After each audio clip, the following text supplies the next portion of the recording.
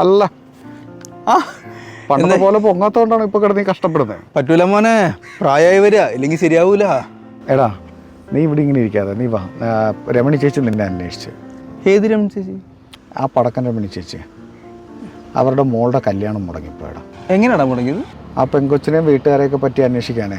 അവൻ്റെ ആ മറ്റേ ആ വെള്ളം അടിച്ച് കോൺ തെറ്റി കിടക്കുന്ന അമ്മാവനും പിന്നെ 3-4 അവിടുത്തെ ആണുങ്ങളും കൂടിയാണ് വന്നത്. അവരിവിടെ വന്നിട്ട് ആ കലിങ്കിലിരിക്കുന്ന ചേട്ടന്മാരുടെ അടുത്ത് ചോദിച്ചു, ഇവരെ പറ്റി അന്വേഷിച്ചു. അപ്പോൾ അവർ പറഞ്ഞു പടക്കൻ രമണി ചേച്ചിയുടെ വീഡിയോ ചോദിച്ചാൽ മതി, ആരും കാണിച്ചു തരും.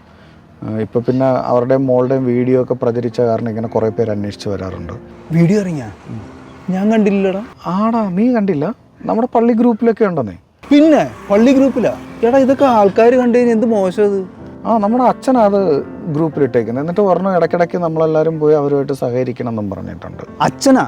അങ്ങേർക്ക് എന്ത് കാര്യം ഇരിക്കണം? ഇപ്പോൾ അച്ഛനും അമ്മായപ്പനും കൂടി രാത്രി പോകുന്നത്. നിന്റെ അമ്മായച്ചനും അവിടെ പറ്റുബുക്കുണ്ടറാ.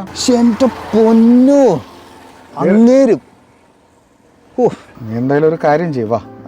അച്ഛനും കൂടി പറഞ്ഞു രമണി ചേച്ചിയുടെ അടുത്ത് നിന്നെ കൂട്ടിപ്പോ. നീ മാഷല്ലേ, നീ പറയുമ്പോൾ അതിൻ്റെ അത് രണ്ടുപേരും പഠിപ്പിച്ച നീയല്ലേടാ. നീ ഒന്ന് പൊയ്ക്കേ. നീ ഇങ്ങനത്തെ കാര്യത്തിനും ഞാൻ വരുമൊന്നുമില്ല. നീ വാന്നേ, പറയുന്നത് കേൾക്ക്. ചേച്ചി നീ അല്ലെങ്കിൽ നീ ഒരു കാര്യം ചെയ്യും, നീ നേരിട്ട് വന്ന് ചേച്ചിയോട് പറ. അല്ലടാ, നീ എന്തിനാ ഇതിൻ്റെ ഇടപെടുന്നത്? നിനക്ക് വേറെ കാര്യമില്ലേ? ഞാനൊരു കാര്യം ചെയ്യാം.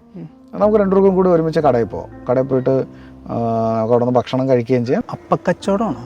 ആണോ? അവരിപ്പം മറ്റേ പഴയ ഈ ദീപാവലിയൊക്കെ കഴിഞ്ഞ് പടക്ക കച്ചവടം നടത്തി ഇപ്പോൾ അവിടെ ഒരു റെസ്റ്റോറൻറ്റ് നടത്തുകടാ. എന്ന്?